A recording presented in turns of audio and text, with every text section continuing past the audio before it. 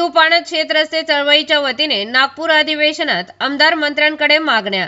शिवपाणत शेतरस्ते चळवळ महाराष्ट्राचे प्रणेते शरद पवळे यांच्या मार्गदर्शनाखाली नागपूर हिवाळी अधिवेशनापूर्वी मुंबई मंत्रालयात शेतरस्त्यांच्या अनेक अडचणींबाबत अजूनही अडचणी असल्याचे तसेच याबाबतच्या अनेक प्रलंबित मागण्यांबाबत मुख्यमंत्री, दोन्ही उपमुख्यमंत्री, महसूल मंत्री, महसूल विभागाचे सचिव अशा सर्वांना प्रत्यक्ष भेटून निवेदनपत्र दिलेले होते। तसेच नागपूर अधिवेशनात राज्यभरातील अनेक शेतकरी येऊन सर्व आमदार व मंत्र्यांना चळवळीची गांधी टोपी तसेच शेतकऱ्यांना पिकवलेले पेरू देऊन अहिंसक व गांधीगिरीच्या मार्गाने लक्षवेधी आंदोलनाचा इशारा दिला होता। याच पार्श्वभूमीवर चळवळीचे शेकडो पदाधिकारी व कार्यकर्ते हे नागपूर हिवाळी अधिवेशनाच्या पहिल्याच दिवशी धडकले।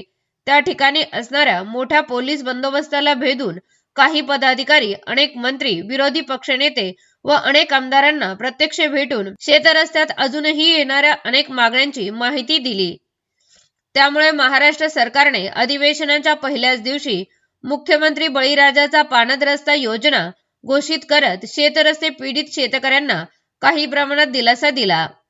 तसेच चळवळीच्या असणाऱ्या सर्व मागण्यांचा मुद्दे शिवसेनेचे आमदार विठ्ठल लंगे यांनी सभागृहात मांडल्या। शिवपाणद शेतरस्ते चळवळीच्या वतीने कौतुक करत आभार मानले आहेत। तसेच सर्व आमदारांना वाटण्यासाठी आणलेले पेरू शेतकऱ्यांनी स्वतःही खाऊन व एकमेकांना मिठाई भरवत आनंद साजरा केला। त्यांचे आभार व्यक्त करण्यासाठी आनंद होतोय का आणि काय सांगाल आज? खरंच तमाम महाराष्ट्रातील शेतकऱ्यांसाठी आनंदाचा उत्सवाचा दिवस आहे की आज एका निवासाचे आमदार विठ्ठलरावजी लंगे साहेब यांनी आज शेतकऱ्यांचे मनं जिंकलेली आहेत आणि सरकारने शेतकऱ्यांची मनं जिंकलेली आहेत। या संदर्भात राज्याचे मुख्यमंत्री देवेंद्रजी फडणवीस साहेब असतील, उपमुख्यमंत्री एकनाथजी शिंदे साहेब असतील, उपमुख्यमंत्री अजितदादा पवार साहेब असतील, राज्याचे धडाडीचे मुख्यमंत्री महसूल मंत्री चंद्रशेखर बावनकुळे साहेब असतील, या सर्वांना शेतरस्त्यांच्या प्रश्नांवर आपण मुंबई येथे मंत्रालय येथे जाऊन शेतरस्त्यांच्या प्रश्नांवर विशेष शासन निर्णयाच्या अंमलबजावणी संदर्भात मुंबई येथे मंत्रालयात निवेदन दिले होते।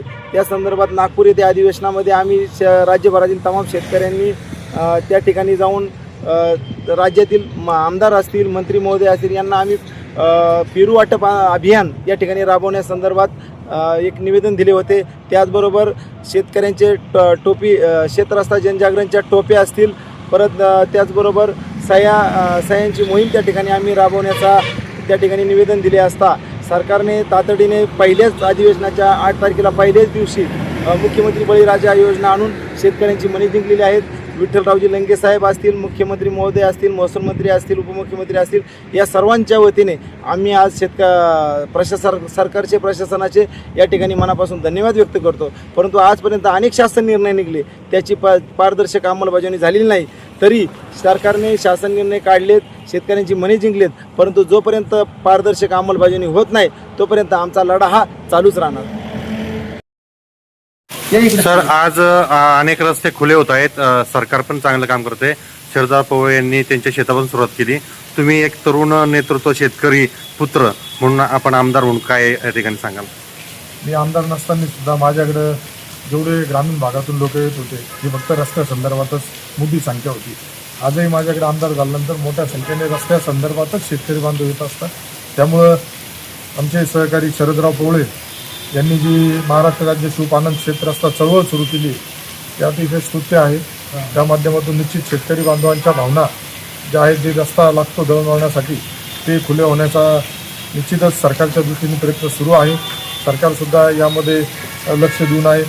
ज्या पद्धतीने शिवरस्ते असेल, शिवपाणत रस्ते त्यांनी ज्या ज्या मागण्या केल्या त्यावर निश्चितच यांना यापूर्वी मला वाटतं सरकारकडून सुद्धा प्रतिसाद मिळाला आहे आणि माझासुद्धा प्रयत्न राहील ज्या ज्या पद्धतीने आपल्याला यामध्ये मदत लागेल ती माझ्या माध्यमातून निश्चित होईल। कारण मी सुद्धा एक शेतकऱ्याचाच मुलगा असल्यामुळं मला याची जाण आहे। त्यामुळे आपण करत असलेल्या उपक्रमाला पुन्हा मी खूप शुभेच्छा देतो आणि जिथं जिथं माझी गरज पडेल आपल्या पाठी करेल अशी ग्वाही देतो।